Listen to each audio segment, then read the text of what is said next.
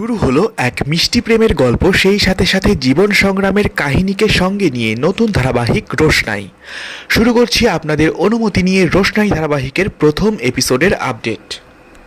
শুরুতেই দেখা যায় কাশীঘাটে রোশনাই পুজোর জন্য ফুল, প্রদীপ, মালা যা যা লাগে সে সমস্ত কিছু একজনের কাছ থেকে নিয়ে বিক্রি করে, আর সেখান থেকে যা টাকা পায় সেগুলো দিয়েই সে তার পড়াশুনোর খরচ চালায়। শুধু তার নিজের পড়াশোনার খরচই নয়, তার মায়ের ওষুধপত্রের খরচও সে বহন করে তার এই আয় দিয়েই। রোশনাই তার মায়ের সঙ্গে রোশনাইয়ের মায়ের বাবার বাসায় থাকে, যেখানে কিনা রোশনাইয়ের মায়ের ভাই, ভাইয়ের বউ, তার মা আরও অনেকেই আছেন। রোশনাইয়ের মাকে সেখানে প্রতি মুহূর্তেই নানান রকমের খোঁটা, নানান রকমের অপমান সহ্য করে থাকতে হয়। এখানে রোশনাইয়ের মায়েরও জীবনের একটা আলাদা গল্প রয়েছে, যেটা আমরা পরবর্তীতে ধীরে ধীরে জানতে পারবো। ঠিক একই বাড়ির আরও এক মেয়ে, অর্থাৎ রোশনাইয়ের মায়ের নিজের বোন, যে কিনা তার স্বামী এবং মেয়েকে নিয়ে বাবার বাড়িতে আসছে বলে সে বাড়ির লোকজনদের আগ্রহের শেষ নেই।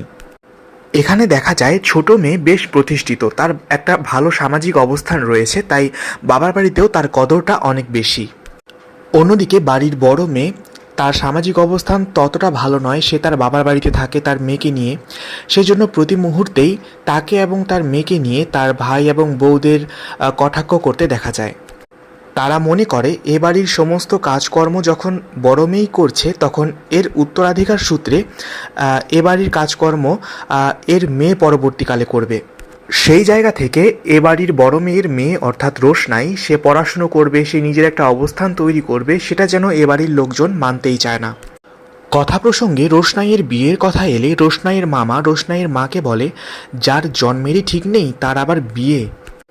এর পরের দৃশ্যে দেখা যায় কলকাতা শহর, যেখানে আমাদের গল্পের নায়ক বাদশাহ, তার পরিবারকে দেখানো হয়। তার পরিবার বিরাট বড় একটি পরিবার, যেখানে অনেক রকমের মানুষ রয়েছেন।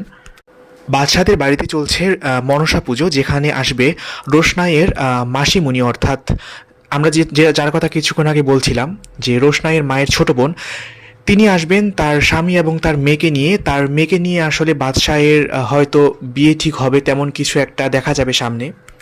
এদিকে দেখা যায় রোশনাই ক্লাসে যেতে যেতে কিছুটা লেট করে ফেলে, যার ফলে তাকে ম্যাম কিছুটা বকাঝকা করে, কিন্তু অবশেষে তাকে ক্লাসে অ্যালাউ করে। আর রোশনাই যেখানে ক্লাস করতে যায় সেখানে তার বন্ধু বান্ধবরা সবাই একটা তাদের প্রোগ্রাম হবে কিছু একটা, তো রোশনাইকে রিকোয়েস্ট করে সেই প্রোগ্রামে রোশনাইকে পার্টিসিপেট করার জন্য।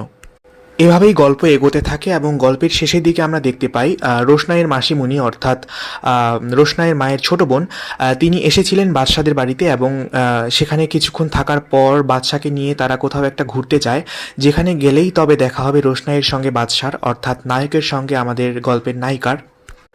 তো সে সমস্ত কিছু নিয়ে জমজমাট হতে চলেছে রোশনাই ধারাবাহিকের পরবর্তী পর্ব। এই গল্পে কাস্ট করা হয়েছে এক একজন বাঘা বাঘা জনপ্রিয় এবং বড় মাপের অভিনেতা এবং অভিনেত্রীদের।